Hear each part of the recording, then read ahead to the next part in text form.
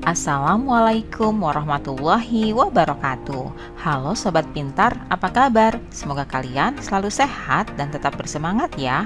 Kali ini kita akan belajar materi untuk kelas 5, tema 5, ekosistem, subtema 1, komponen ekosistem, pembelajaran ketiga. Namun sebelum kita mulai, marilah kita awali pembelajaran kita pagi ini dengan pembacaan doa terlebih dahulu.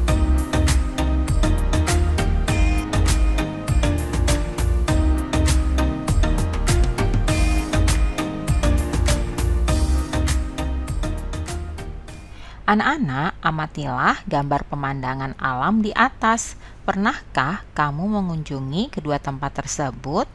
Pertama adalah Kepulauan Raja Empat di Papua Barat, dan pada gambar kedua ada Gunung Bromo di Jawa Timur yang merupakan dua tempat yang banyak dikunjungi wisatawan karena menyajikan keindahan alam yang memesona. Anak-anak, negara Indonesia memiliki banyak pemandangan alam yang sangat indah. Salah satunya adalah keindahan pemandangan laut. Terdapat banyak sekali pantai yang indah dan pemandangan bawah laut yang mengagumkan karena negara kita merupakan negara kepulauan, yaitu negara yang wilayahnya terdiri dari pulau-pulau. Nah, kali ini kita akan mengenal letak geografis dari negara kita Indonesia. Letak geografis merupakan letak suatu daerah atau negara dilihat dari kenyataan di permukaan bumi. Letak geografis sebuah daerah atau negara dibatasi oleh letak geografis daerah atau negara lain yang berbatasan. Biasanya, letak geografis suatu daerah dibatasi dengan komponen alam yang ada di bumi, seperti misalnya benua, samudra, gunung, dan gurun. Indonesia terletak di antara dua benua, yaitu benua Asia dan benua Australia. Demikian juga Indonesia terletak di antara dua samudra, yaitu Samudra Pasifik dan Samudra Hindia. Indonesia berbatasan langsung dengan beberapa negara seperti Malaysia, Singapura, Filipina, Vietnam, Papua Nugini, dan Australia. Letak geografis Indonesia dianggap strategis karena menjadi tempat persilangan antara dua benua dan juga dua samudra. Negara Indonesia merupakan negara kepulauan. Ada lebih dari 17.000 pulau berukuran besar dan kecil berada di wilayah Indonesia. Dari sejumlah pulau tersebut, sekira 6.000 pulau tidak berpenghuni. Beberapa pulau besar di Indonesia antara lain Pulau Jawa, Kalimantan, Sumatera, Sulawesi, dan Papua. Sementara itu, beberapa pulau kecil yang berada di wilayah Indonesia antara lain Pulau Nias, Pulau Siberut, Pulau Bangka, Pulau Belitung, Pulau Madura, Pulau Bali, Pulau Lombok, Pulau Flores, Pulau Ambon, dan Pulau Halmahera. Wilayah negara Indonesia membentang dari Sabang di barat hingga Merauke di sebelah timur, terdiri atas daratan dan perairan. Luas daratan Indonesia itu adalah 1.922.570 km persegi, sedangkan luas perairan Indonesia adalah 3.257.483 km persegi. Wah, jadi luas perairan Indonesia lebih luas daripada luas daratannya ya. Anak-anak, apakah kalian memperhatikan peta-peta yang sudah kita pelajari tadi? Nah, dalam peta-peta tersebut terdapat komponen peta, di antaranya yaitu yang pertama, judul peta. biasanya ditulis pada bagian atas peta yang biasanya menunjukkan isi peta tersebut. Kemudian ada juga yang kedua, yaitu skala peta, merupakan perbandingan jarak pada peta dengan jarak sesungguhnya. Dengan skala peta, pengguna peta akan dapat menentukan jarak antar tempat yang ada pada peta tersebut.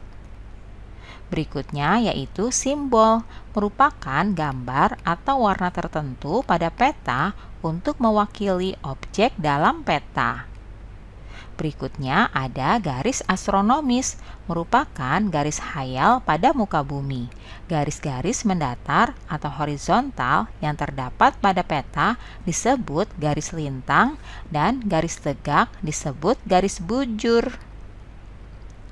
Berikutnya ada legenda, merupakan keterangan beberapa simbol yang digunakan pada peta untuk memudahkan pengguna peta memahami isi peta. Selanjutnya ada mata angin, merupakan pedoman utama arah mata angin. Mata angin yang mengarah ke atas itu menunjukkan arah utara ya anak-anak. Itulah komponen yang ada pada peta. Berikutnya kita akan belajar tentang peristiwa Sumpah Pemuda tahun 1928. Sumpah Pemuda merupakan salah satu peristiwa penting dalam sejarah nasional Indonesia. Peristiwa ini makin menyadarkan masyarakat Indonesia yang kala itu berada di bawah penjajahan Belanda terhadap pentingnya persatuan dan kesatuan untuk melawan penjajah. Kesadaran akan pentingnya persatuan dan kesatuan bangsa mendorong para pemuda dari berbagai suku bangsa yang ada di Indonesia untuk mengambil tindakan patriotisme. Situasi penjajahan Belanda yang diwarnai dengan larangan melakukan kegiatan organisasi mendorong para pemuda berdatangan dari berbagai penjuru Indonesia untuk berkumpul di Jakarta. Kongres Pemuda yang diadakan pada tanggal 27 dan 28 Oktober tahun 1928 melahirkan peristiwa Sumpah Pemuda. Peristiwa ini menginspirasi seluruh lapisan masyarakat Indonesia terhadap pentingnya persatuan dan kesatuan. Pada saat itu, para pemuda yang berbeda suku, adat, dan bahasa bertekad untuk bersatu dengan membacakan sebuah sumpah. Sumpah ini merupakan janji pemuda mewakili masyarakat Indonesia untuk bersatu membentuk sebuah negara merdeka yang bebas dari penjajahan. Isi sumpah tersebut sebagai berikut. Pertama, kami putra dan putri Indonesia mengaku bertumpah darah yang satu, tanah Indonesia. Kedua, kami putra dan putri Indonesia mengaku berbangsa yang satu, bangsa Indonesia. Ketiga, kami putra dan putri Indonesia menjunjung bahasa persatuan, bahasa Indonesia. Nah, anak-anak, itulah ikrar atau bunyi dari Sumpah Pemuda. Selain mengucapkan ikrar, pada saat itulah pertama kalinya lagu Indonesia Raya diperdengarkan. Lagu yang diciptakan oleh Wage Rudolf Supratman atau W.R. Supratman ini meningkatkan semangat persatuan dan kesatuan bangsa di kalangan pemuda untuk segera membentuk sebuah negara yang merdeka dan berdaulat. Setelah merdeka, lagu Indonesia Raya menjadi lagu kebangsaan Indonesia. Anak-anak, jawablah pertanyaan berikutnya. Bagaimanakah pengaruh organisasi Budi Utomo terhadap peristiwa Sumpah Pemuda 1928? Budi Utomo merupakan organisasi yang mampu menjadi wadah aspirasi para pemuda. Kongres Pemuda yang diadakan pada tanggal 27 dan 28 Oktober 1928 melahirkan peristiwa Sumpah Pemuda. Selanjutnya, pertanyaan kedua, mengapa Belanda membatasi kegiatan berorganisasi masyarakat pada saat itu? Belanda membatasi kegiatan berorganisasi masyarakat pada saat itu karena ingin mempertahankan kekuasaannya dengan mengekang organisasi yang memperjuangkan kemerdekaan Indonesia.